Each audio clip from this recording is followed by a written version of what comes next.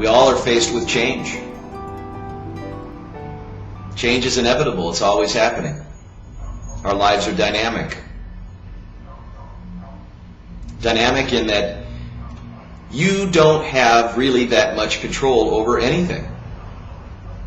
That's not easy to hear in a body and a mind that wants to believe it can predict and control most things. In fact, the purpose of the brain, the reason we have one, is to prevent ourselves from danger, right? To prevent ourselves from hurting ourselves.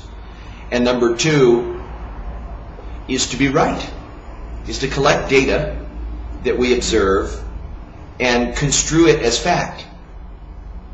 So we move forward in time with this stored data, and as we look around us, as we check out the conditions that are here, we start to filter them through what our brain starts to tell us.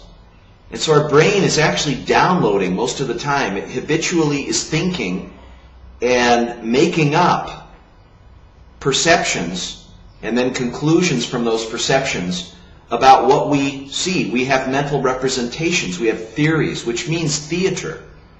Our brain is a theatrical instrument. It's always playing out its hallucinations and its stories. How do we work around that? How do we deal with an organ that tells us lies all the time, that doesn't want to see current reality? How do we outsmart this thing in here, the 6 inches of entertainment between our ears? The only weapon you've got is your level of awareness. Your level of awareness really influences the quality of your decisions, the quality of your choices, which then influences the quality of your life. So if we're going to make better quality choices so that we can create what matters to us, where do we go? How do we prevent this thing from telling us all that it does? Well, we have to suspend. We have to suspend the judgment that we habitually think. We have to watch, like slowing down the clock speed of a baseball, we have to watch the storytelling of this thing in here. And meditation is a great way to help that process, to slow down and be more mindful of what this brain is feeding us. This is a radio station in here. Play it out. Think about the last time that you made an error, you made an assumption about something, you were way off base, and you came back with a response that was just inappropriate, didn't work, led you in the wrong direction, it was perceived poorly by others, it broke down the relationship. Look at where it ended you up. It took you in a totally different direction, probably completely separate from what you really wanted. Now, I'm not suggesting that your brain is out to get you. This is not the enemy. The enemy is a voice that your brain produces. The enemy is the judgment. It conceives of a thought that interprets something or adds meaning to current reality, and then our emotions start to flare up, and then that creates some kind of action out of that, and then that ends us into some kind of result.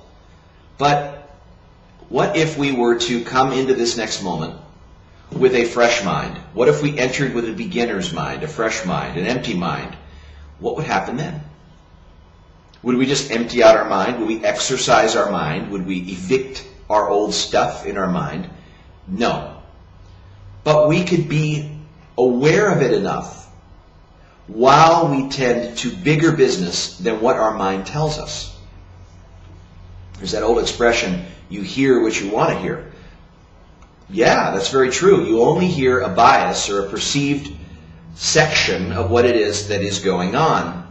So the key here is to slow down, is to be more aware and slow down the pace of life, because you control the lever. You could say, wait a second, let me step back here and really get what's going on and develop a respect for current reality. Now, this is not easy because this thing in here doesn't want to know the truth. It's threatened by the truth. The ego's enemy is the truth. It's what shuts it down. So by you perceiving more accurately, what you're doing to your subconscious is you're saying, hey man, I respect you enough to give you the truth. I don't want to give you a ball of wax that's not real. I really want to tell you what's going on. And you know what it does? It says, I respect that. Subconscious isn't out to get you. It just wants to know what's going on. If it knew where point A was, if it really got what's going on, good, bad, right, wrong, whatever it is, no judgment, it's just factual, what is going on here, then it's able to see where things need to change. But it's not easy because something might need to change, and you say, I don't want to talk about what's really going on. So you have to develop a taste for talking about what's really going on. And slow down.